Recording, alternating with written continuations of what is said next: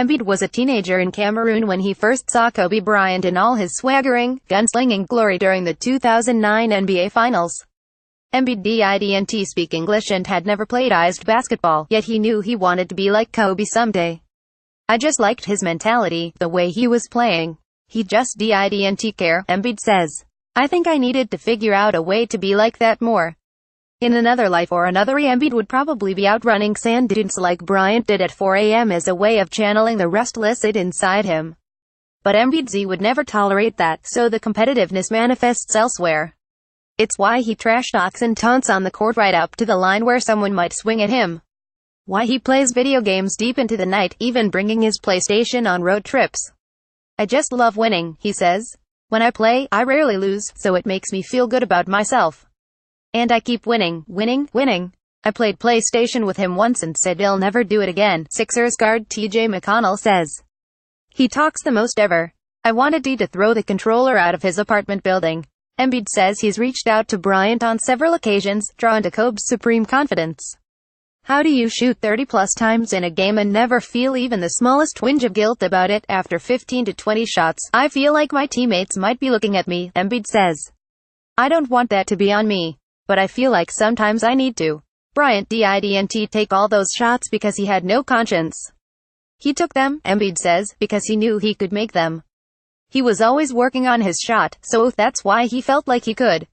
When everyone else was partying, he was working on his shot. I have to get a little of that. So Embiid doesn't drink alcohol or spend much time at parties.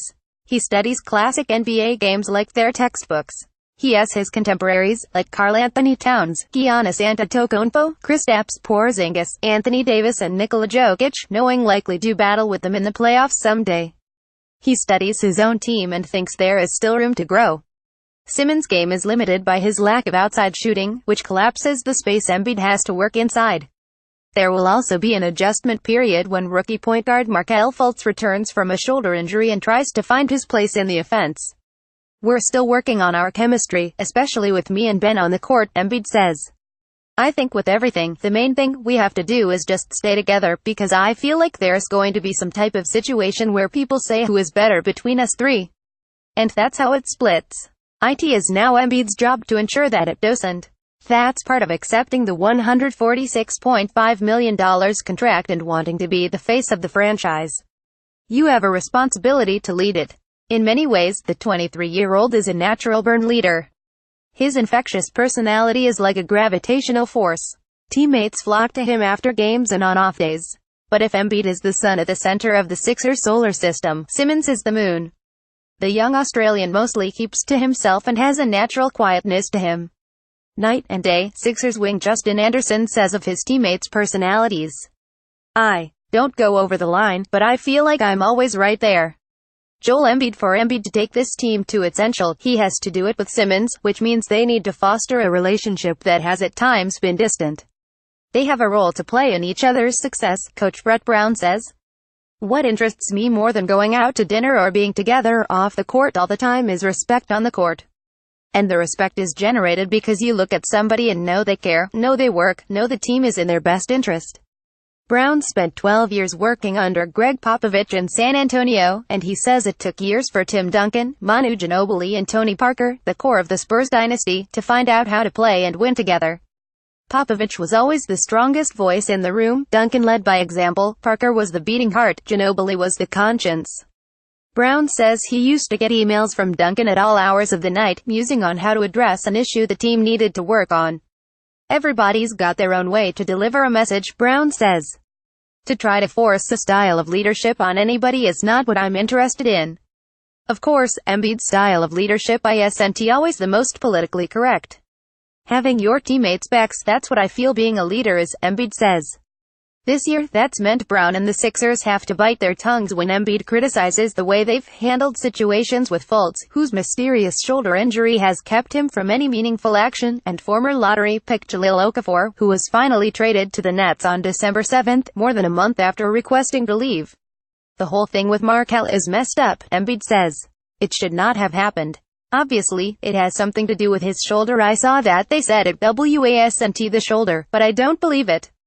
With Jahlil, I really appreciate that he didn't want to cause a scene, he says.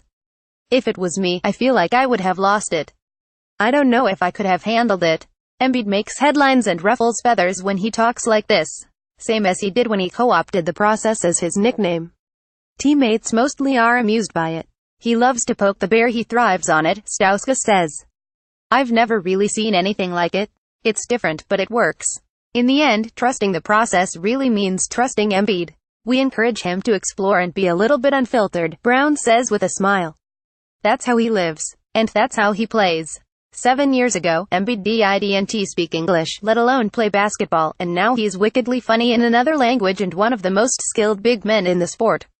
Amy Lombard for ESPN. Embiid has done so much in his young career. Through 50 games, he scored more points than Olajuwon, grabbed more rebounds than Patrick Ewing, had more assists and three-pointers than Olajuwon, Ewing, O'Neal, Dwight Howard and David Robinson, that it's easy to forget how quickly this has all happened.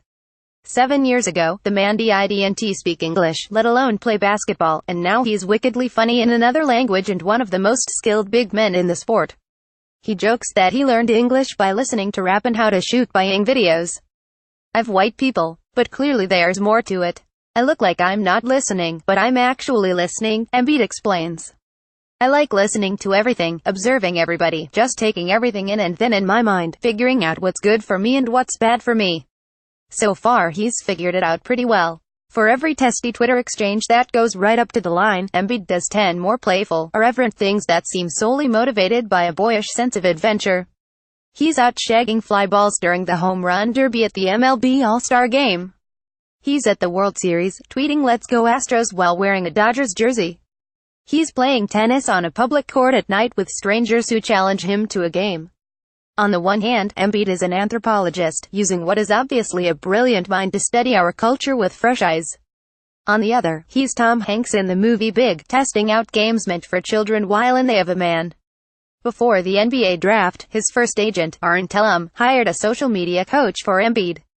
At first, Embiid followed his instructions to post unassuming, sports-focused updates. But unfortunately I got hurt and I didn't have anything to do, Embiid says. I found social media was a way for me to open up and show the world who I was and also keep my name out there. Pretty soon he was asking Rihanna out on a date and recruiting LeBron James via Twitter. On social media, I can hide behind the computer or the iPhone, Embiid says. Internet courage. There's the playful troll again. The kidding not kidding wink that masks why Embiid likes to play so close to the fire. He doesn't want to get burned. He just needs to feel the heat. All this trolling, this and pushing, it's just a warm-up, his way of summoning the greatness to back it up. Ramona Shelburne is a senior writer for ESPN. She spent 7 years at the Los Angeles Daily News.